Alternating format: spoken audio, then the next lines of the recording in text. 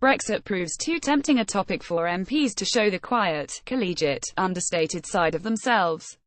Expect cries of cliffedge, Henry VIII powers, will of the people, economic collapse.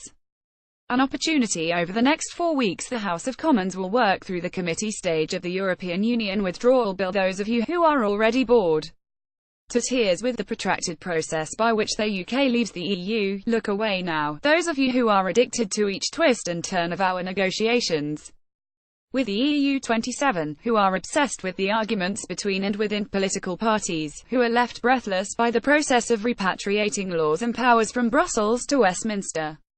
You are in for a treat. Brexit is about to get detailed. Very detailed. Over the next 4 weeks the House of Commons will work through the committee stage of the European Union Withdrawal Bill. The committee stage of a bill is usually a fairly dull affair. A couple of dozen MPs, divided in proportion to their party's representation in the Commons, sit in a committee room and work through proposed amendments to a bill.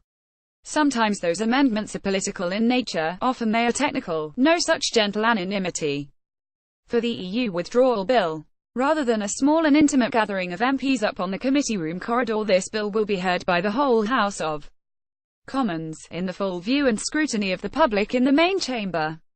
The government can put forward amendments to the bill at this stage, but so can any backbencher or opposition MP, and many have. At the time of writing, over 300 amendments have been tabled to the original 66-page bill. While not all of these amendments will be debated or voted on, there is still plenty for parliamentarians to get their teeth into. Some of the amendments are only a few words long, some run into many paragraphs, some are designed to increase clarity and certainty, some are clearly designed to derail the whole Brexit process. The challenge for parliamentarians, and those close observers of our processes, is to work out which amendments seek to do what, as it isn't always clear. The meaning, and the hidden meaning, behind these amendments will be the topic of debate in the House of Commons for a total of 8 days, 2 days in each of the next 4 weeks. This will give both the pro-Brexit and anti-Brexit voices plenty of time to argue their points and deploy their desired level of hyperbole and grandstanding, and be in no doubt there will be plenty from both sides of the debate. The unfortunate byproduct of a bill this contentious being debated on the floor of the House is that the chances of coming to cross-party agreement is massively reduced. Constituents often ask me why MPs can't work more collaboratively, less confrontationally.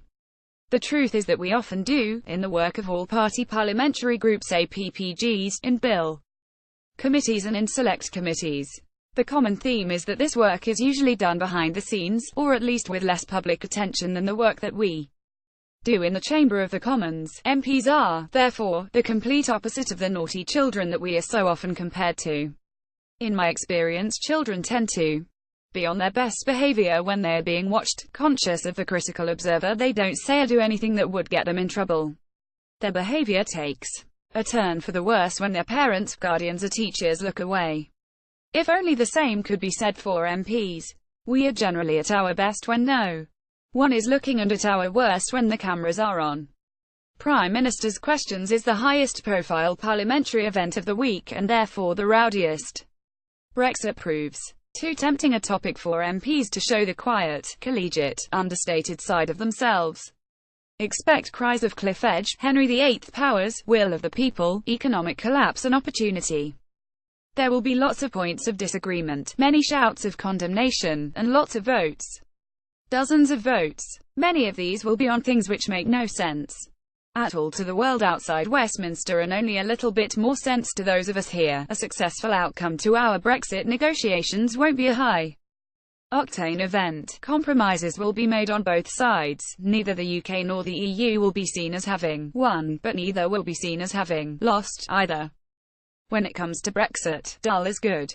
The next month of EU withdrawal bill debate could do with being dull too, if we all focus on making sure the bill does what it needs to do, no more, no less. It will be better for us all, but also far less exciting. James Cleverly is Member of Parliament for Braintree. More about EU withdrawal bill Brexit. Reuse content. We use cookies to enhance your visit to our site and to bring you advertisements that might interest you. Read our privacy and cookie policies to find out more.